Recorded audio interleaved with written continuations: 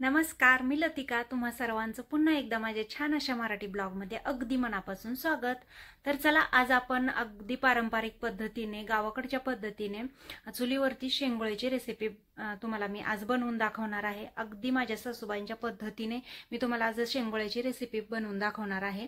तर थंडीमध्ये आपण हुलग्याचे पदार्थ जास्त खातो, कारण हुलग्यामध्ये उष्णता जास्त असते. त्यामुळे थंडीमध्ये आपल्या शरीरामध्ये उष्णता निर्माण करण्यासाठी आपण हुलग्याचे पदार्थ खातो. तर आमच्या इकडे आहे ना, शेंगोळे आहेत ना, ते 12ही महिने बनवली जातात आणि सर्रास प्रत्येकाच्या घरी हे शेंगोळे आठवड्यातून किंवा 15 दिवसातून हे असतात, म्हणजे असतातच. कारण प्रत्येकाला हे शेंगोळे आवडतात आणि चुलीवरची म्हटलं ना तर अप्रतिम होतात. तर अशाच पद्धतीने मी तुम्हाला आज चुलीवरती शेंगोळे बनवून दाखवणार आहे. आणि माझा व्हिडिओ तुम्हाला आवडल्यास लाईक, शेअर, सबस्क्राईब करायला विसरू नका आणि व्हिडिओ स्किप न करता संपूर्ण पहा. शेंगोळ्याची रेसिपी बनवायचं म्हटलं की त्याचं वाटण बनवावं लागतं अगोदर. तर वाटण बनवण्यासाठी मी आहे ना पाटा आणि वरवंटा घेतलेला आहे. छान असं पाट्या वरवंट्यावरती मी वाटून घेणार आहे. तर त्यासाठी पाटा स्वच्छ धुतला आणि एका कपड्याने पुसून पण घेतला. तर काय होतं, आपण असे जे भाज्यांची वाटण असतात ना, ती पाट्यावरती वाटून केली ना तर भाजीला चव पण छान येते. तर चला, आता त्यासाठी मी काय काय घेतलं ते तुम्हाला दाखवते. तर लाल मिरची घेतलेली, खोबरं, लसूण, जिरं, मीठ आणि शेंगदाणे घेतलेले. तर लाल मिरची आहे ती सुकलेल्याच लाल मिरच्या आहेत. तर मी ते 7 ते 8 तास भिजत ठेवलेल्या, जेणेकरून आपल्याला त्या पटकन वाटता येईल. तर लाल मिरच्या मी पहिल्यांदा वाटून घेणार आहे आणि मग त्याच्यामध्ये जरा थोडंसं मीठ टाकलं, खडा मीठ टाकलं की जेणेकरून आपल्याला ते पटकन वाटता येईल. तर चला, आता छान असं लाल मिरची अगोदर मी वाटून घेतली, तर तिला कलर पण काय सुरेख आलेला आहे बघा इथं. तर आता सगळेच जे काय खोबरं, लसूण वगैरे होतं, शेंगदाणे वगैरे होतं, ते सुद्धा मी परत सगळं एकत्र घेऊन सगळं परत बारीक वाटण करून घेतलं. तर पाट्यावरती वाटलेल्या वाटणाची जी शेंगोळी बनतात ना, ती खरंच छान होतात आणि चुलीवर बनवल्यावर तर खूप छान होतात. तर आता याच्यामध्ये शेंगदाणे आणि लसूण आहे ना, तो थोड्या प्रमाणात जास्त वापरायचा. आणि शेंगदाणे जर तुम्ही परत वाटून परत वरतून जरी टाकले ना तरी काही हरकत नाही. वाटणाबरोबर नाही वाटले तरी चालतात, वरतून शेंगदाण्याचा कूट टाकला तरी चालतो.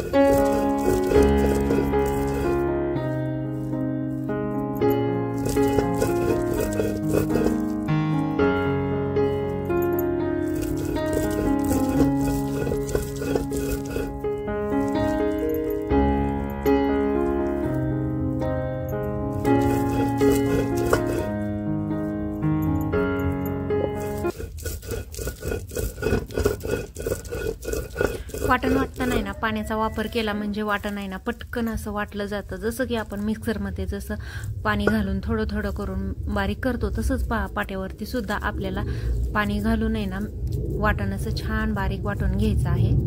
तर आता छान असं बारीक झालेलं आहे बघा. तर आता हे सगळं मी काढून घेते एका डिशमध्ये.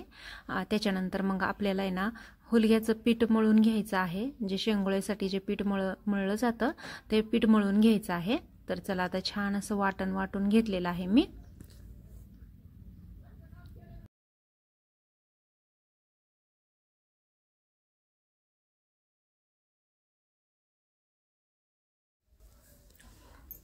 तर आता इथं मी 1 वाटी हुलग्याचं पीठ घेतलेलं आहे. तुमच्या आवडीनुसार तुम्हाला जेवढे हुलगे शेंगोळे बनवायचे आहेत त्याच्यानुसार तुम्ही पीठ घेऊ शकता. तर त्याच्यामध्ये मी आता हा जो वाटलेला मसाला आहे तो त्याच्यामध्ये आपल्याला टाकायचा आहे आणि छान असं घट्टसर मळून घ्यायचं आहे.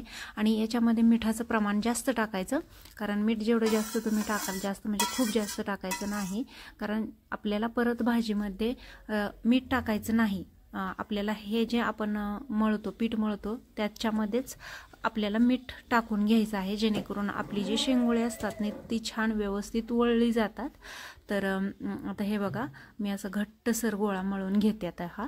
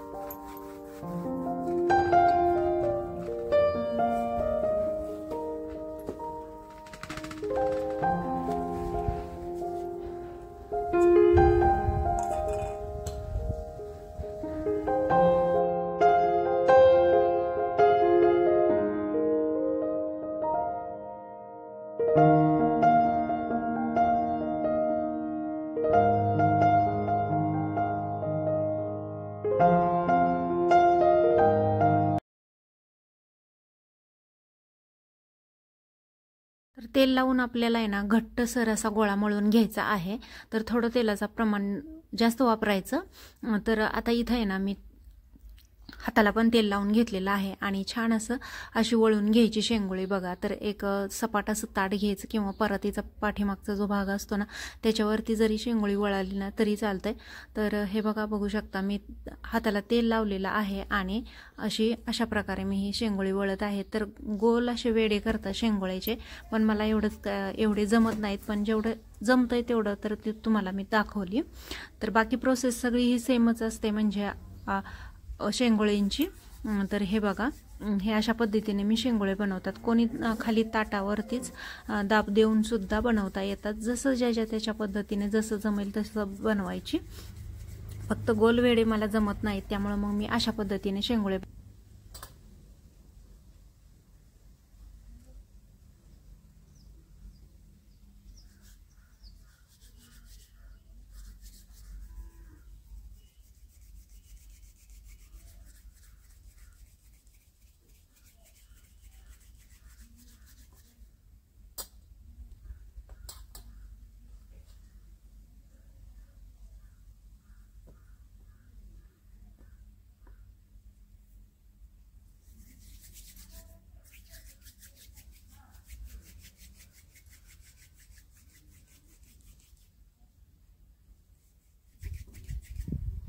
तर बघू शकता सगळी शेंगोळी बनवून झालेली आहेत आणि सगळं पीठ वापरायचं नाही, थोडंफार पीठ ठेवायचं आपल्याला, कारण शेंगोळ्यामध्ये ते घालायचं असतं पाण्यामध्ये मिक्स करून.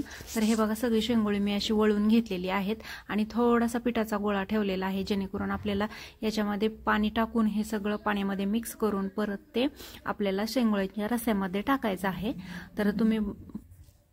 तर तुम्हाला पुढे पाहायलाच मिळेल. तर चला आता इथं चूल पेटवून घेते आणि चुलीवरती शेंगोळे बनवणार आहे मी. तर चूल पेटवून घेतलेली आहे बघा.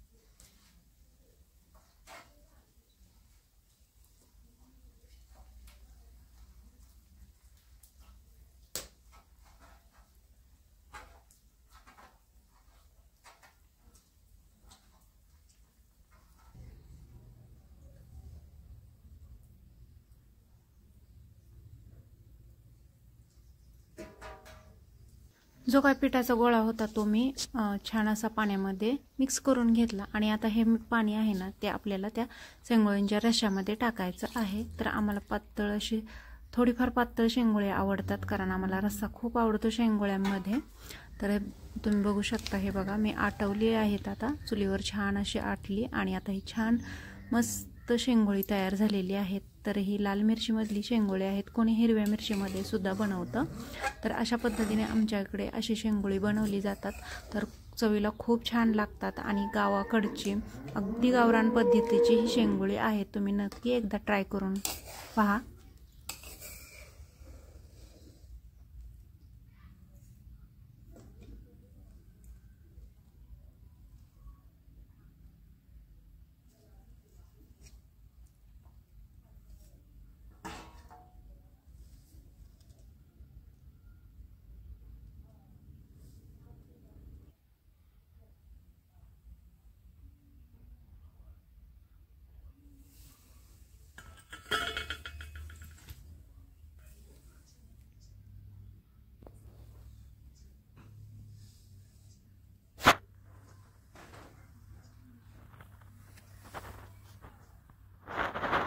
तर चला, आता शेंगोळे बनवून झालेले आहेत आणि आता लगेचच मी चुलीवरती भाकरी बनवणार आहे। चुलीवरच्या मस्त अशा गरमागरम बाजरीच्या भाकरी बनवणार आहे। तर चला, चुलीमधलं जरा सरपान कमी झालेलं, मग त्याच्यामध्ये एक भलं मोठं असं लाकूड टाकलं जेणेकरून भाकरी मला पटकन भाजता येतील।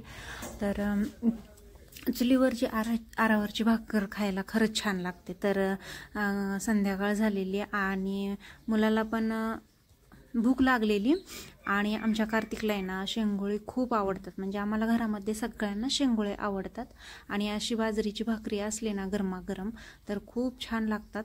तर चला, आता छान अशा बाजरीच्या भाकरी बनवून घेते आणि गरम गरम शेंगोळे।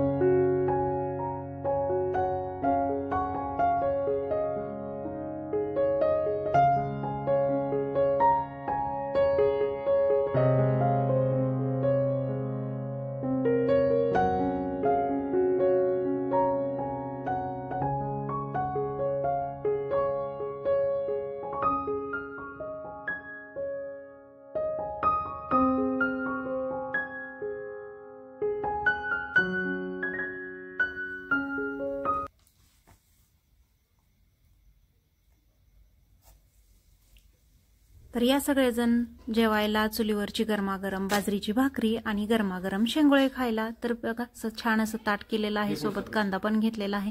मस्त असा आता ताव मारणार आहे आम्ही सगळेजण. तर तुम्ही पण या जेवायला.